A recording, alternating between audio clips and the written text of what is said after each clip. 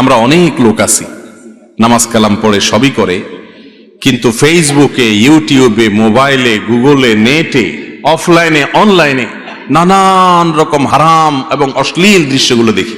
এর রোগটা আমাদের মধ্যে আছে না নাই? ভাইরে, আল্লাহ রাব্বুল আলামিন আমাদেরকে নির্দেশ করেছেন অশ্লীলতা থেকে বেঁচে থাকার জন্য। তার একটা কারণ এটাও, অশ্লীল এবং হারাম জিনিস দেখলে ইবাদতের স্বাদ থাকে না। আমরা অনেকে বলি নামাজে ইবাদতের স্বাদ পান না। অনেক ভাইদের অভিযোগ এটা, যে ইবাদত করি, নামাজ পড়ি ঠিক আছে, কিন্তু আসলে মজাটা হয় না। মজা হয় না দেখেই কিন্তু তাড়াতাড়ি নামাজ পড়ে চলে যাই। যদি মজা হইতো তাহলে রুকুতে গেলে আর উঠতে মনে চাইতো না, কেরাত পড়তে পড়তে আর রুকুতে যেতে ইচ্ছা করতো না, সেজদা গেলে আর মাথাটা তুলতে ইচ্ছা করতো না।